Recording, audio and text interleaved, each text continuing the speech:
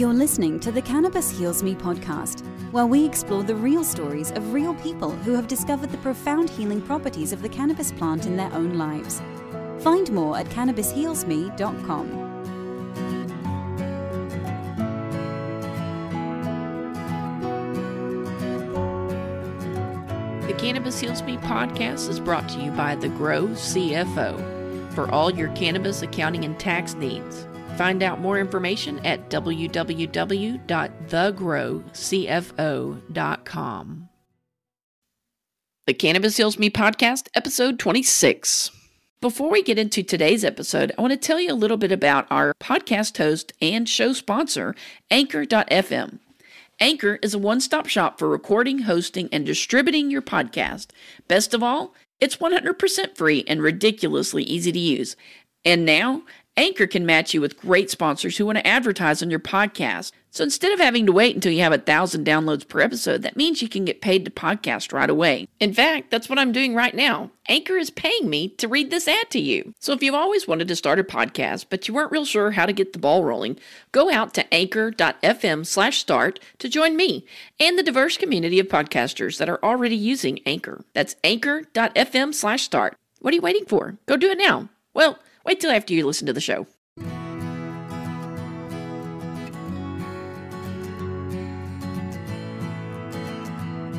You're listening to the Cannabis Heals Me podcast, where we explore the real stories of real people who have discovered the profound healing properties of the cannabis plant in their own lives. Find more at cannabishealsme.com.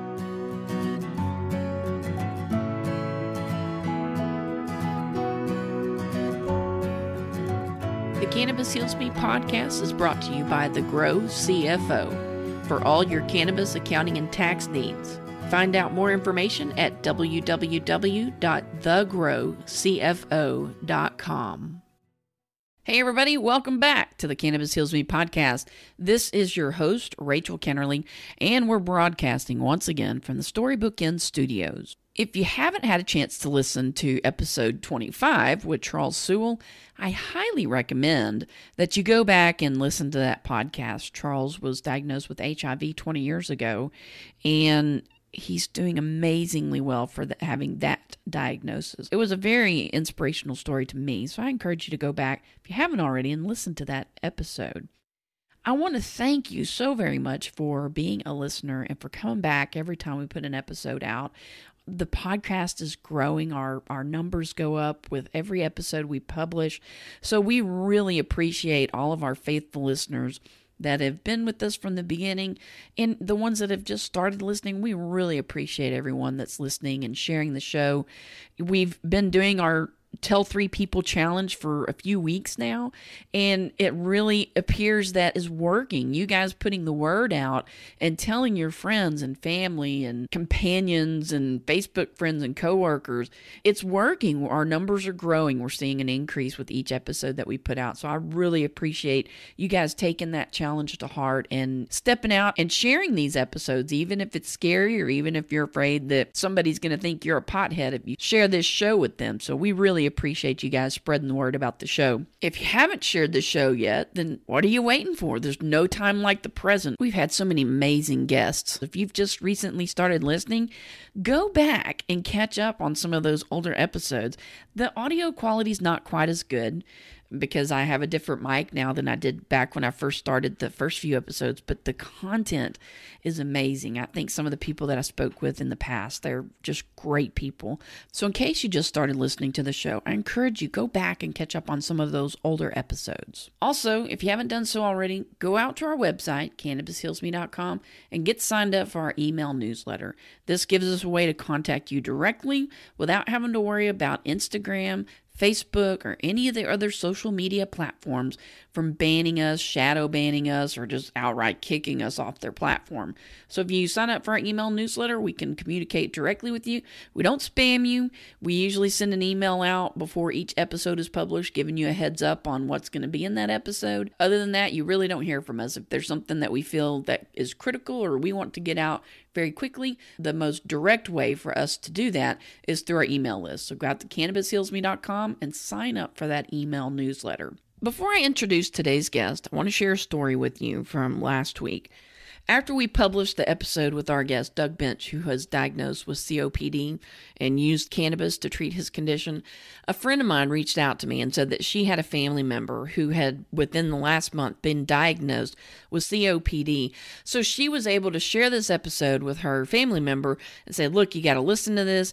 And we've been able to put her in touch with Doug so that she can kind of learn more about his treatment regimen. That was so encouraging to me to know that what we're doing here is making a difference. And it's not making a difference 3 months down the road. It's making an immediate impact. Obviously, I'm sad that her family member was diagnosed with this chronic and oftentimes terminal illness, but I'm glad that we were able to put her in touch with someone who could give her some alternative therapy information.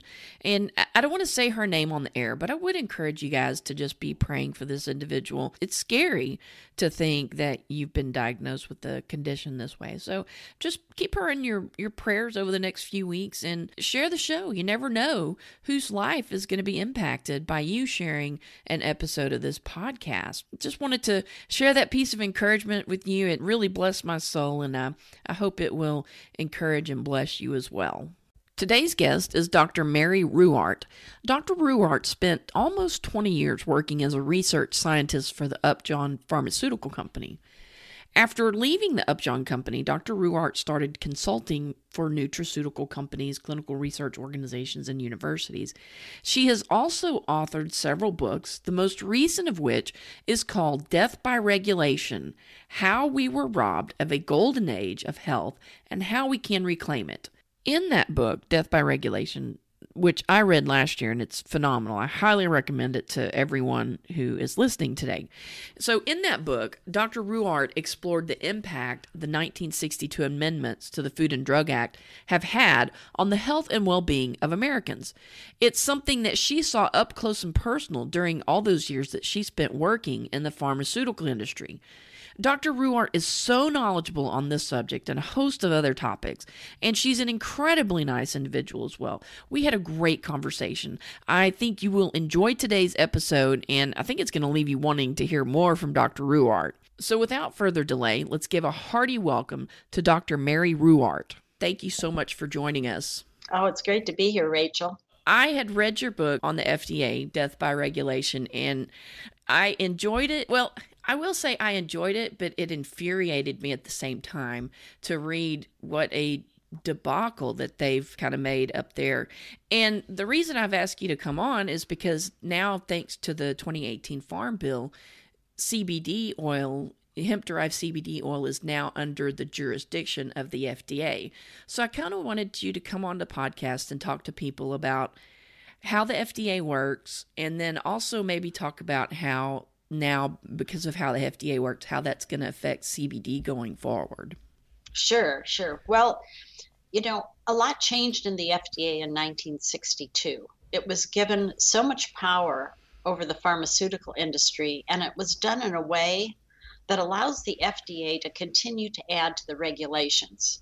And this is important for CBD because obviously they're going to be adding specific regulations for that because it's a biological product. And biological products are much harder to get through the FDA than like a chemical-based drug. And that's because in 1962, the regulations were changed and the FDA was told that they had to ensure that every drug on the market was effective. They weren't told how to do it, but the FDA decided it would be choosing a very stringent criteria.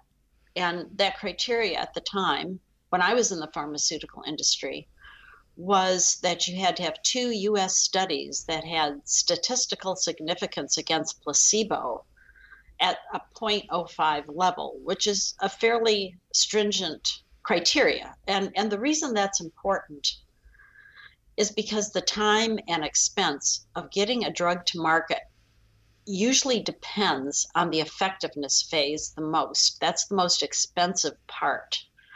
And in addition, CBD is going to have a difficult time even before that. And that's because a biological product, when you produce it, is not always exactly the same. when you do a chemical, you can make sure it's always 99.9% pure or whatever purity you need. But when you have a biological product, every batch of the product is somewhat different. And if it doesn't meet the stringent guidelines that the FDA likes to see, then you have a problem just in production before you even get to testing. And this is probably going to be the hardest part of the CBD program compared to other drugs. Mm-hmm. In fact, I've consulted for companies in the past that were hoping to take a cannabis product to market. And this is before CBD was, legalized, so to speak. Yeah. And that was always our biggest problem, was getting production to be exactly what we wanted it to be. And there is a company, GW, that did take a cannabis-based product to market for seizures, and probably many of your listeners are aware of this, and that was an issue that they had as well. And they figured out a way to do it, and that's why their product was able to get to market.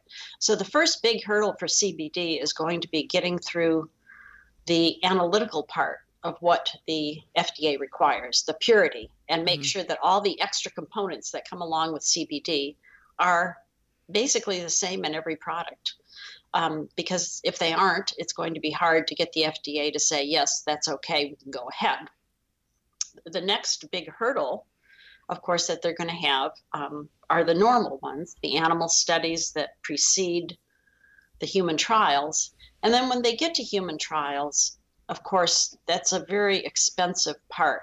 And to give your listeners some idea of what I mean by expensive, I'm sure your listeners probably haven't read my book, but in it I have a graph that shows that the costs of getting a drug from the lab bench to the marketplace are increasing exponentially, which means they're not just increasing in a straight line over time. They're increasing faster than a straight line over time. Yeah. And so cost is also going to be an issue. In fact, right now, only about 3 out of 10 marketed drugs recover their R&D costs, their research and development costs. And that's mostly due, I mean, that's not too good.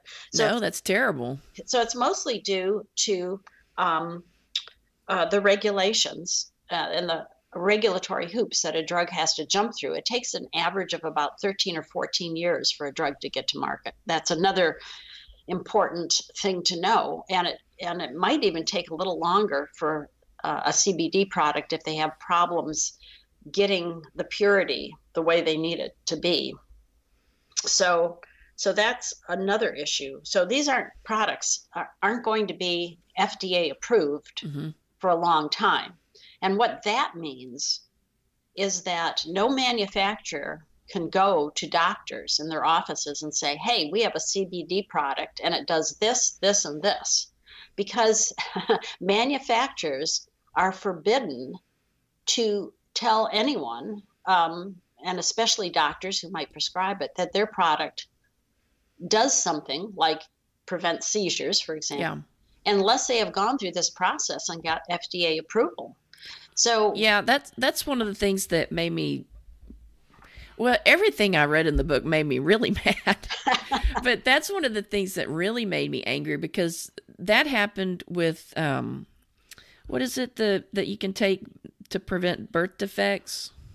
Folic acid, which is a B vitamin. Yes. Well, let me tell your listeners that story and they can kind of get a feel of what they're up against here with CBD.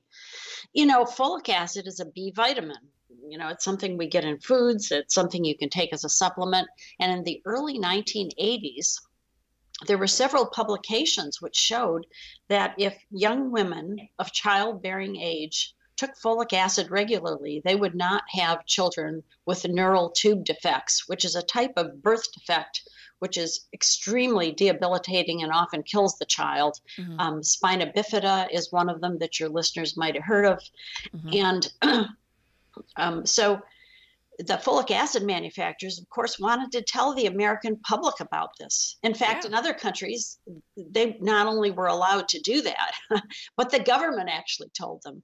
But in this case, in the U.S., the FDA said, no, folic acid manufacturers, if you talk about this, your folic acid becomes a drug. If you make a health claim, it's a drug. And then you have to go through all of these 14 years of regulations before you can say that. Well, folic acid, of course, is not a patented compound. It's been around forever. Mm-hmm. So they weren't allowed to do that. And then in the early 90s, the Center for Disease Control and other government agencies started telling young women, hey, you should be taking folic acid because you need it in the early stages of pregnancy when you might not even know you're pregnant. Yeah. And the folic acid manufacturers were still told by the FDA that they could not advertise this effect. So, and then in the mid 90s, the FDA says, well, okay, we're going to have manufacturers of grain products supplement their grain products with folic acid. So at least women will get it in their food. But of course, you don't know what you're getting, right? So that didn't work out too well. In other countries, meanwhile, this birth defect was quite a bit less because of the way they were handling it. Yeah. So this is the thing that CBD oil is going to be up against, even though it's a natural product, even though there's a lot of safety data, they will have trouble getting their product through without going through this 14-year process. And then if they don't want to go through or maybe they can't afford to go through this 14-year process, they can't even go and tell doctors about the health benefits of their product because of the FDA. That's right. They can't go to doctors. They can't put it on their website.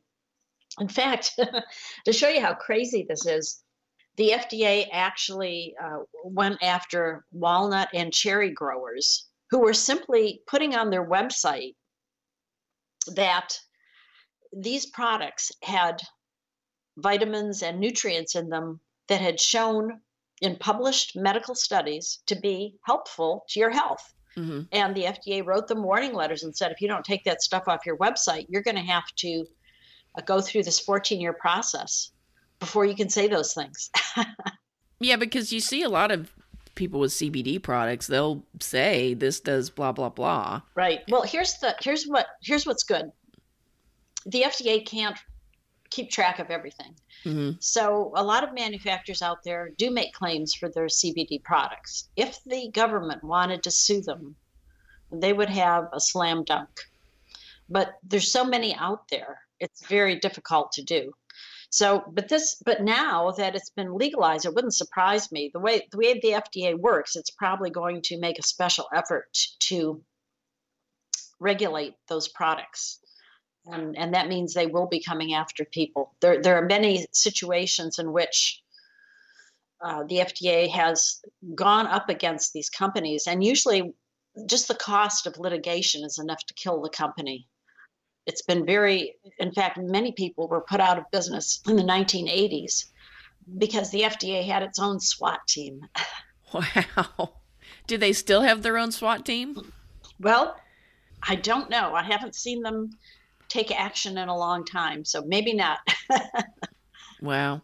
Well, I know right around the same time that the Farm Bill passed, a lot of companies had, like CBD and hemp companies had Facebook pages, and right around the same time, like within a couple of weeks after the hemp bill passed, the farm bill passed. These Facebook came in and shut down these hemp and CBD product pages, and I don't know if that was just a coincidence as far as the timing, or if maybe the FDA was behind some of that.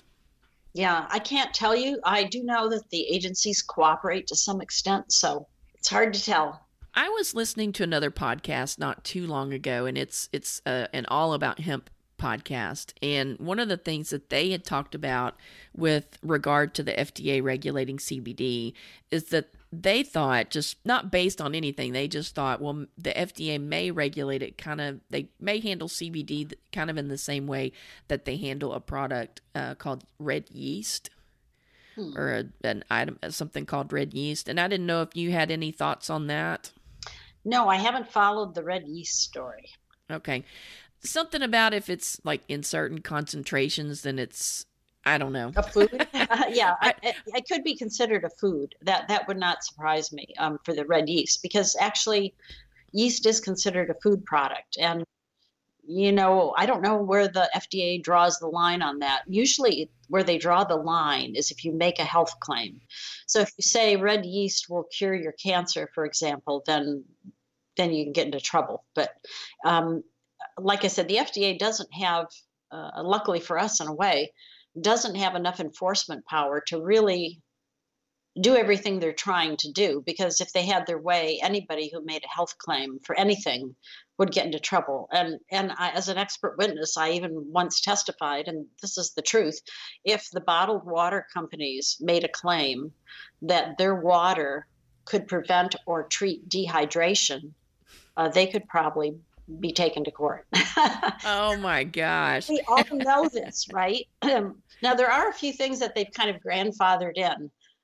As far as I know, that's not one of them. But and I don't think the FDA would ever take them to court on that, just because of the publicity angle. But technically, by the way the FDA is operating today, that would be against the law.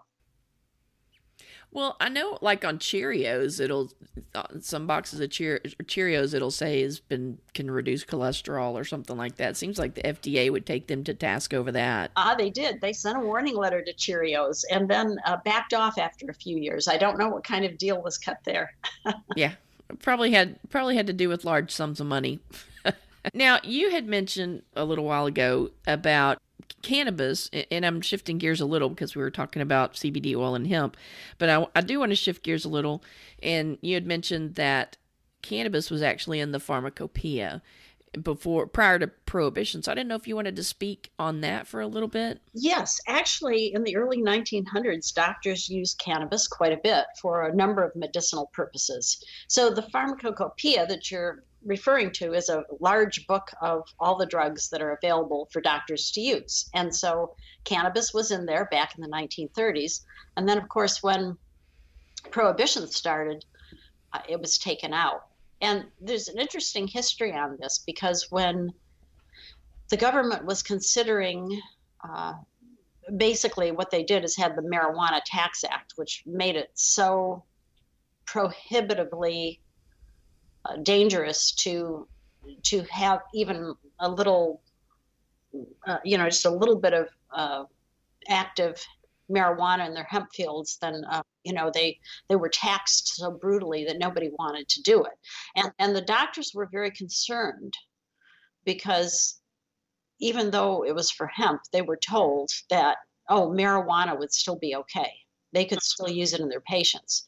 And then, of course, what ended up happening is nobody was legally growing hemp or marijuana anymore. So the doctors are very upset with this, because it was a very valuable tool for them. And back then, there weren't as many drugs as there are today. So they were using mostly biological products, in fact. So they were very upset about this. They felt they had been betrayed. And of course they were. And then I don't know if your listeners know this history or not, but in World War II, the plastics and polymers and artificial ropes and things that we use today, they weren't around. And there was a desperate need for very strong ropes and canvases and things like that for the Navy. So the government reversed itself and started begging farmers to grow hemp so that they could have these products so they could fight in World War II. And the farmers responded and did. And then right after World War II, they shut them down again. And so the states that really were growing hemp for World War II still have a lot of like wild hemp around. So it's really crazy. In fact, my father fought in World War II, and I remember we had a hammock made out of hemp, and it lasted forever. I mean, I think we played on it for 15, 20 years after the war, and eventually passed it around when we were older, and then eventually gave it away, and it was still intact. Wow. I mean, this stuff lasts forever. And of course, a lot of the early documents in our country were made on hemp paper. And one of the reasons that hemp was outlawed, at least according to researchers in this field, was that the people who had the wood pulp manufacturing and the forests that supplied it this was the way they put them out of business. And this is something's commonly done in government, is to put your competitors out of business by outlawing their product, making it too expensive, whatever. Yeah, wasn't that William Randolph Hearst? Yes, that's right. And actually, Ray Carr has a whole history of this, a little video on my website. If your listeners want to go and check that out, my website's ruwart.com. Okay. RUWART.com. And they just need to go to the free library, or actually they might just be able to click on the video links, because I think it's there in both places. Okay. Well, we'll put links to both your website and then also that video out on the show notes page for today's episode. Do you have any other links off the top of your head that you could think would be good for our listeners as far as education goes? Mm-hmm. Well, actually, if they want to go into my free library, or they can look at copies of things like my book, Healing Our World. There are some blurbs on death by regulation in my blog. So if when they go there, the front page has blogs, and it only has a few up. But if they click on more blogs, there's a lot of material on death by regulation, and they might be more interested in learning more on that, given that it affects us at so many levels. Yeah, that was when I read the book, that was one of the things that frustrated me so much is, everybody always complains about how expensive it is to buy prescription drugs and how terrible these drug manufacturers are for charging so much money for their products. And it all goes back to government regulation. Yes, it's the cost of development. Nobody talks about this. I'm actually kind of surprised, but it's sort of hidden. Unless you're in the industry, you probably wouldn't even suspect that's the cause. And of course, in death by regulation, I have a graph showing that there is a direct correlation between how much we pay at the pharmacy and how much the costs of development are. And as those costs of development have gone up, of course, our pharmaceutical prices have as well. And there's really, because it costs so much to bring drugs to the market, it's really incentivized drug companies, because, if you don't find a financially successful product, you're not going to be in business very long. It's kind of incentivized them to create products that people are going to be on for long-term usage, as opposed to you take this pill for 3 months and you're done. That's right. And this is very bad for our health, because our bodies can handle something for 3 months, usually, a normal body. But 3 decades is a whole different story. It depletes certain nutrients in the detoxification process, and then that has other implications for your health. In other words, if you deplete your nutrients and you aren't getting enough of them to counteract that, which you usually aren't if you're taking a drug, then you have problems. In fact, the statins do this. The statins deplete coenzyme Q.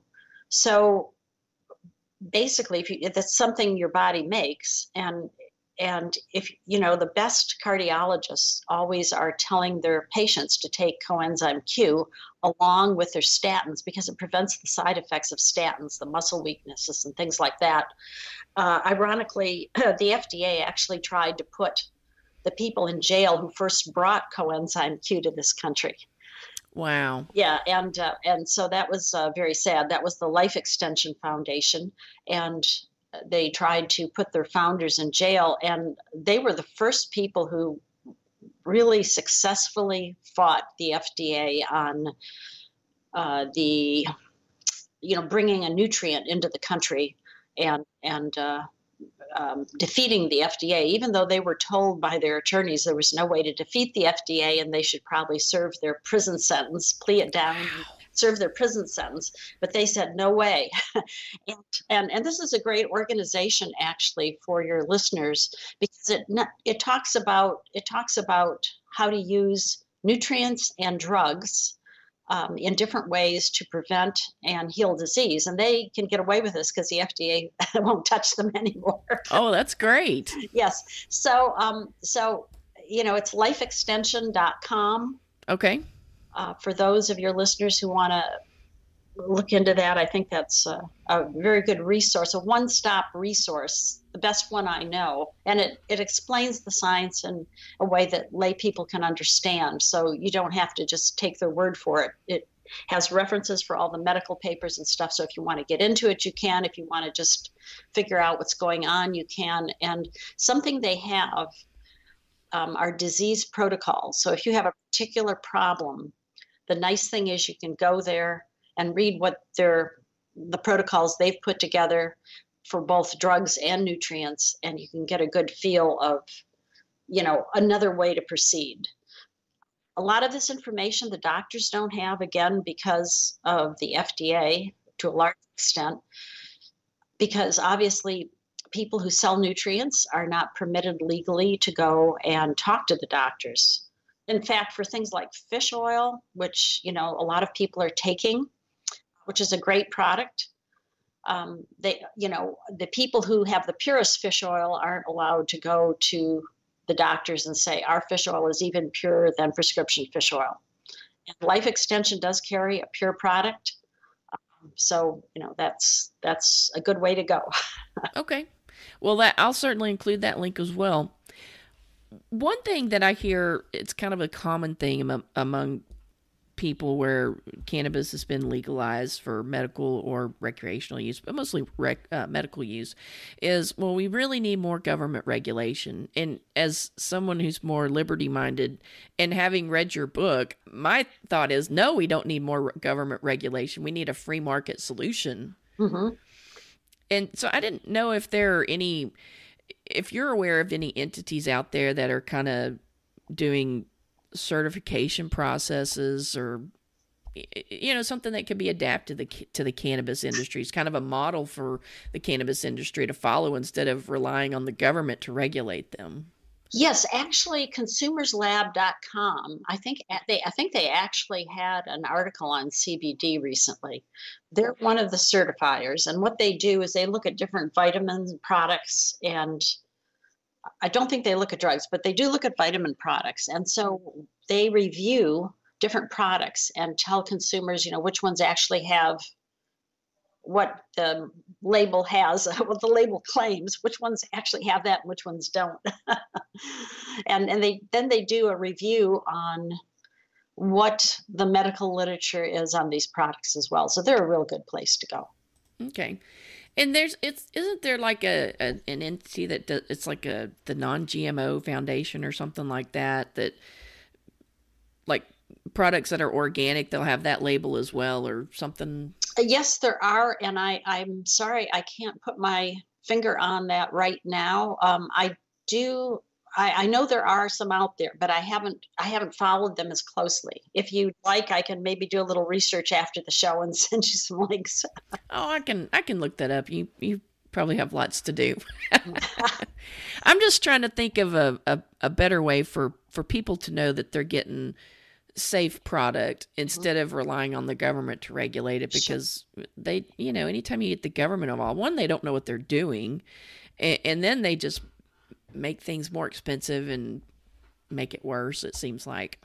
Right. Well, that's one reason I like to buy my nutrients from Life Extension Foundation, because they actually kind of started certifying their own drugs. They would, or not drugs, nutrients. They sent them to a place that does the analysis and made sure that, what the manufacturer, because obviously they have they subcontract some of this to other manufacturers. They made sure that they had in their product what was on the label. So, if you want to be sure that what you're getting is high quality and actually is in the label, I do like Life Extension. Okay. Well, is there anything else that you can think of that people might benefit from knowing about the FDA? Well, the one thing, this is, these 62 amendments to the Food and Drug Act that we've talked about earlier, they really changed everything. Before, and I think it's important for your listeners to know this, because we tend to think the FDA tests drugs. It doesn't test any drugs. What it does is it tells the manufacturer which tests it wants. And so before 1962, it took about 4 years for a drug to get from the lab bench to the marketplace. And then after the amendments. It rose until by the 1980s, it was this 13 to 14 year time frame. So the problem here is a lot of people die waiting for life-saving drugs. And if your listeners watched the Dallas Buyers Club, they saw how this worked. Because during the AIDS epidemic, and I was working on research in AIDS in my pharmaceutical days, the AIDS patients quickly figured out they couldn't wait this long. Yeah, for a new drug, right? So they went to the black market. They hired chemists to make the drugs, the very drugs we were working on, and testing first in animals and doing all this elaborate stuff for the FDA. And they distributed them throughout the AIDS community and actually did a pretty good job because they did try to keep track of side effects and things and share that information. So today, because of this long time lag, there are people who are going into their kitchen and trying to make drugs. And this is very sad. Why should they have to do that? That just, these people are really suffering. So, I guess the message I want to leave with your listeners is more regulation is not always better. In fact, regulation tends not to be better. Mm-hmm. In states that have more regulation for dentists, the oral hygiene is poorer. The states that have more regulation for optometrists have more blindness. Wow. Yes, states that have more regulation for electricians have more accidental electrocutions. And the reason is that when you regulate something, you are making the bar so high that some people can't jump over it. And so you have fewer practitioners or fewer products. And because you have less competition, the people who do get through that hoop can charge much more than they ordinarily would have because they have no competition. And of course, because the cost of getting that license or getting that approval is so high. So they charge these high fees and people go, I can't afford this. So they don't go to the optometrist. They don't go to their dentist. They try to do their electrical repairs themselves, or they don't do them at all. And so instead of getting higher quality service, we actually get less.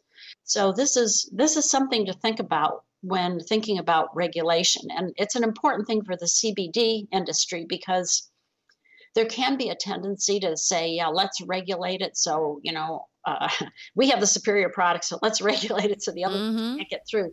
But there's a price to be paid, and the pharmaceutical industry is paying it now because now their products are so high priced, people can't afford them. And as we talked about earlier, only 3 out of 10 products even make up their research and development costs. The whole industry is now depending on blockbusters. And that's a very dangerous place for an industry to be. They've had a lot of mergers and stuff to try to make up for all of this expense, but it can only go so far. So you want to really think carefully before, the CBD industry, I guess is what I'm saying, wants to think really carefully before they start clamoring for regulation to put their competitors out of business, because what you do to others comes back to haunt you in the end. Well, I think the argument is there's so much snake oil, there's so many snake oil salesmen out there saying their CBD does this, when in fact it's just junk. Mm-hmm. The people that are doing it right, they're trying to figure out some way to put those guys out of business because they all want the bad apples ruin the whole batch. Yes. And the way to go is certification. Let everybody send their product to a certifier and get their seal of approval. And then consumers can decide, oh, I'm going to buy something with a seal of approval because I know it's good. Or they can, if they want to try the snake oil, they can. And by the way, snake oil gets a bad rap all the time, but I love to tell this little story. Snake oil was actually good stuff. It was okay. It was the fish oil of its day. If you weren't taking cod liver oil, which was obviously horrible in terms of taste and everything, then snake oil was a good substitute. And studies today show that snake oil actually keeps rats swimming longer than fish oil does, which is a way of testing their endurance. So what that means is that there's something in snake oil that's actually very beneficial. So the snake oil salesman actually had something going that actually helped people. So maybe it was the cod liver oil salesman that didn't. So cod liver oil was the fish oil of its day, and it's, of course, people who took it were benefiting by it too. Of course, the thing about fish oil, I just want to remind your listeners, not all of it's created equal. Some of it has lots of contaminants. Some of it isn't stored properly and has things that deteriorate and create health problems. So be sure and get high quality fish oil. Don't settle for the bad stuff. And again, I recommend Life Extension for that. There's another manufacturer from the zonediet.com, Dr. Barry Sears, who I know personally. Actually, I think I don't know this for sure. Well, I shouldn't say it because I don't know it for sure, but I think his product and Life Extensions are similar. So zonediet.com, another place to go. And actually, the Zone Diet is a great all-purpose diet that helps keep silent inflammation down. He's the first one who talked about that, for those of you out there who know about that stuff. And he's also the one who's put maki berries on the market, and maki berry powder. So I've never even heard of that. Oh yeah, it's a very high antioxidant berry, and that's why he's done that. It's got a lot of the polyphenols that are so helpful, and of course it's a mix, just like most food products are. So, and he can't make any claims for it, and he can't go and tell the doctors that his fish oil is actually more pure than the prescription fish oil, because of course he hasn't gone through the 14 years or so of jumping through regulatory hoops. But very good product. So there's actually fish oil that's prescription? Yes. What happened is, so fish oil is such a great product, and I could go into the science, but I know that's a little a little more than we want to do here. Probably above my head too. Okay. So fish oil is a really great product because it balances. Actually, maybe we can relate this to CBD because so there's something called prostaglandins or eicosanoids that your body makes, and there's good and bad ones, and our American diet doesn't let us make the good ones. Fish oil helps us make the good ones, and this whole process is linked to the endocannabinoid pathway, which is, of course, what marijuana uses. So it is linked somewhat. But the bottom line here is that, you want to take fish oil, probably, and you want to take the pure stuff. So this is why I'm kind of going into this. And so companies got excited about this because they realized it was lowering triglycerides, which is a blood fat that can precipitate heart disease. So they put another chemical onto the fish oil. Your body removes it. And they went to the FDA. Two companies did this, went to the FDA and said, so you can approve our product because we've done the studies. And they felt it would be a good deal. And it's actually a good deal for them because now doctors will prescribe these fish oil products. But they're so expensive because they've gone through this huge process. My sister checked in because she was eligible for it. And what she found is her copay was about the same as it would be if she bought the good fish oil on the open market as opposed to prescription fish oil. So they just added something to it and then the body removes it. So basically you're just getting fish oil. Exactly. Oh man. Yeah, so these are the kind of very expensive workarounds that companies have to do to get a natural product on the market today. Right. And then that prevents the actual natural product from being able to go out and say, hey, this is good stuff. It does da da da da da. That's right. So it's just very convoluted. So again, and these regulations that do these things, they're very bad for our health. I mean, just the delays and loss of innovation that we've experienced as people move their funds from research to development, that's probably taken 5 years off each of our lives. Yeah. And the whole. Well, and you mentioned in your book about a product that, or a drug that you had kind of discovered, and it would help a certain sect of people, but it was such a small sliver of the population that your company wouldn't pursue it because it wouldn't be profitable. Well, it wasn't only that it was small. I mean, it was liver disease, and I was using a prostaglandin, which we just talked about. It had a special chemical group on it, so it'd stay in the body a long time because in the natural state, prostaglandins just are metabolized by the body. But the FDA actually called me up and said, Dr. Ruwart, we are so excited about this because you've just filed a patent for prostaglandins and liver disease, and we're so excited because there's nothing to treat liver disease. But jumping through the hoops would have taken so long. And the thing is, we didn't know, when you have a really new product, you don't know how much to give. You don't know how often you have to give it. You don't know how long you have to give it for. And if you guess wrong on any of those, your study will not have the statistical significance that the FDA requires. You have to start over. And then by the time you're done, you don't have any patent protection. There's no hope of recovering your costs. And that's why the company decided not to do it. Yeah.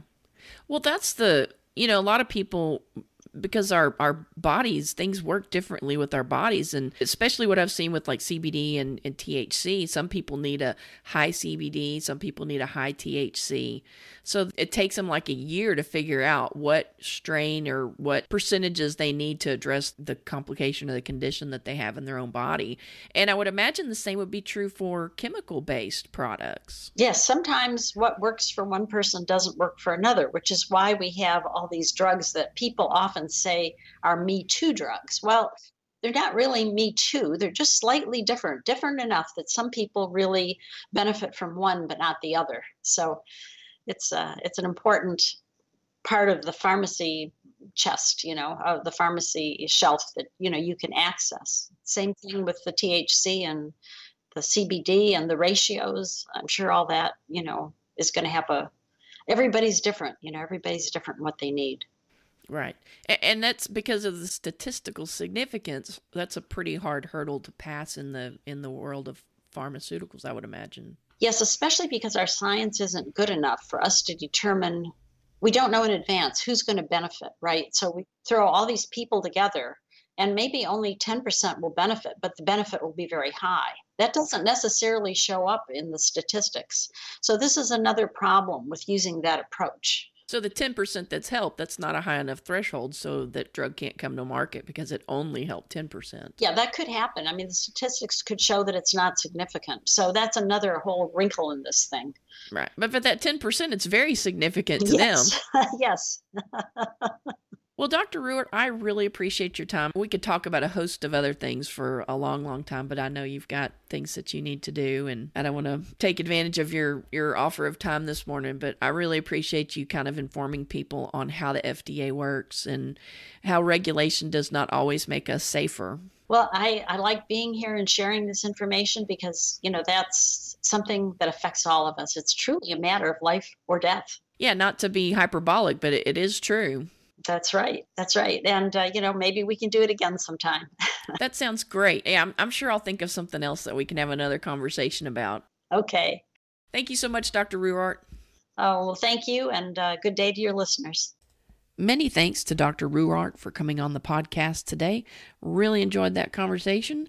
You can go out to the show notes page at cannabishealsme.com/26 and find links to all the websites that she mentioned during her conversation today. As I mentioned previously, I highly recommend her book, Death by Regulation.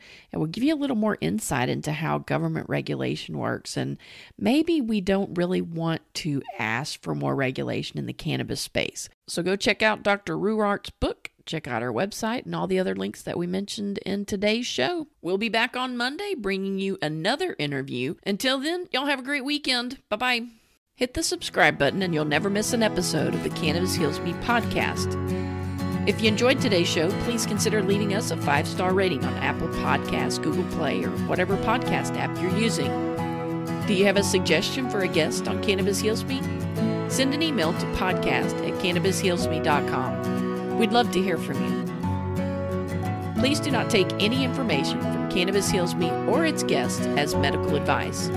Contact your licensed physician before taking cannabis or using it for medical treatments.